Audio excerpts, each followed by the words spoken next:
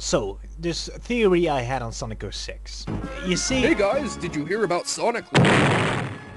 Ah, cute. So anyway, what I was saying... Sonic Boom is an interesting little series. It's fun to think of it as Sonic's equivalent to Marvel's Ultimate Universe, with the characters taking on a completely different appearance, and maybe other changes we do not yet know about. Like, Sonic is Captain America, Amy is Black Widow, Tails is Tony Stark, not Iron Man, and Knuckles is Hulk/Thor, who could grab Eggman and smash the floor with him. Okay. You're excited about the new Sonic. And so am I! Funny, if you asked me before the announcement to make a list of all the things I wanted fixed for a new Sonic game, about 80 or 90% of the list came true. Japanese don't get Sonic and Sonic team is tired. Get an American team to work on it. Check! Pick 2D or 3D and stick with it. Check! I think. Exploration in 3D. Check. Other characters. Check. More grounded setting. Check. Dubstep music. Wait! No!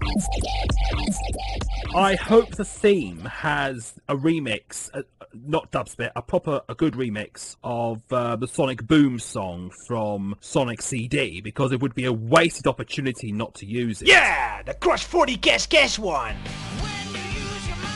I'll always like to make the statement that Sonic Dissected Incorporated do not wish to offend people with other music tastes and acknowledges that Sonic is supposed to represent modern tastes and would therefore unlikely use 90s garage band music.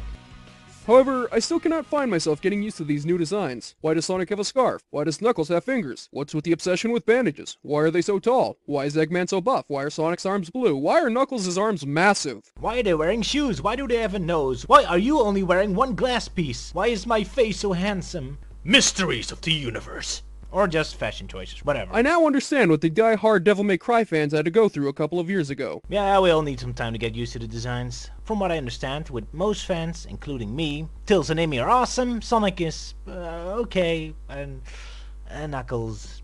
Oh dear, Knuckles. That physique does make me laugh a bit. It's like Mr. Strong from the Mr. Men as the Hulk. Can't imagine Harney's Knuckles voice from your Sonic Russian Minutes as his voice. But I think one of the best design changes I've seen is Dr. Eggman, who looks like a steampunk Red Baron scientist and no longer has those nipple buckle things. No? Oh man, ever since the rooftop stage in Generations, I love the idea of a steampunk Sonic. Anyway, some hate it, some like it. I'll honor the new designs whenever I draw stuff based on the new stuff. Except Knuckles, I refuse to accept Knuckles. He just sucks like that. I'll keep him classic as a silent protest.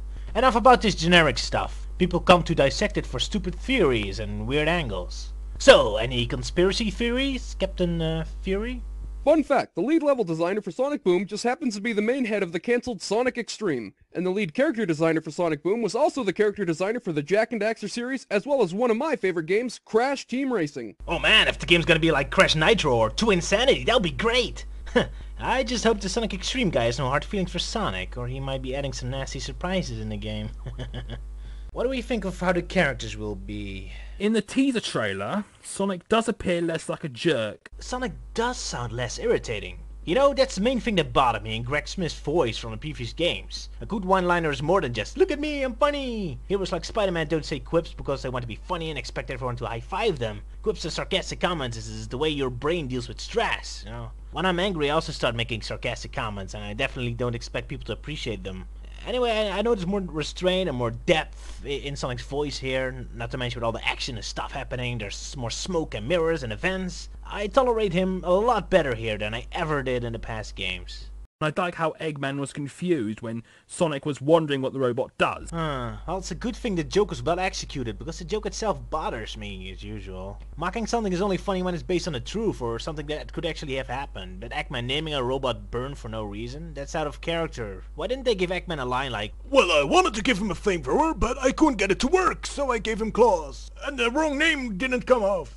Or something. Then Eggman had a comical reason why he gave the robot the wrong name, and then the joke is actually funny. But now Eggman just randomly gives his robot a completely random name just for the sake of Sonic doing a comedy routine about it. That's not how humor works. Mocking has to be earned by a genuine observation about something that can be mocked. You can't artificially create a flaw just for the sake of a joke. That's like if I do a, oh man, women are so weird, they always have purple paint on their face joke. It's just weird and dumb if you just make up whatever you mock, instead of basing it on a real observation. Oops, but here I go ranting about comedy again. I'll say this for Sonic Boom. Again, despite the joke failing, because of the otherwise good execution, it didn't irritate me, so that's a huge plus.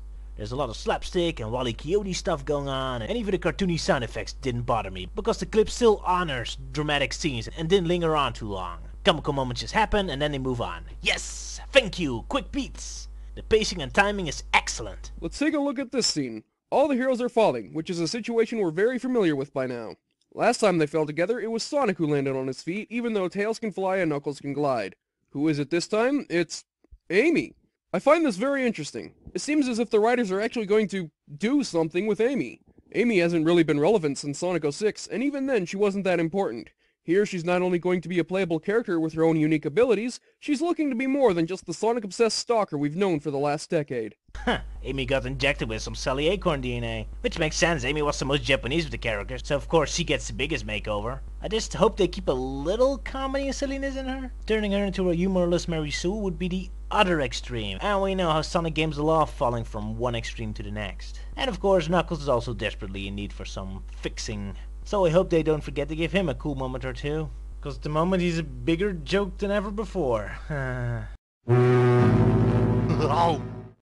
in mind, this is not a permanent change. This is set in a different continuity, like the Archie comics and the other Sonic animated series too. True. I doubt this is a reboot, mostly because apparently the story is set in a different dimension. It seems really pointless to me to reboot the setting and then immediately throw the character to a different dimension. You would want to re-establish the default setting first in a reboot. So, thoughts about this other dimension? From what we can tell, Knuckles is not only familiar with the place, calling it Paradise. This is paradise. But there's also a statue of an echidna in the secret room. I'm not sure what to make of this, but I'm intrigued to find out more about this place. Hopefully this means there will also be some form of civilization to interact with. The last few games have felt so empty. You would have never seen this kind of problem in Sonic Unleashed.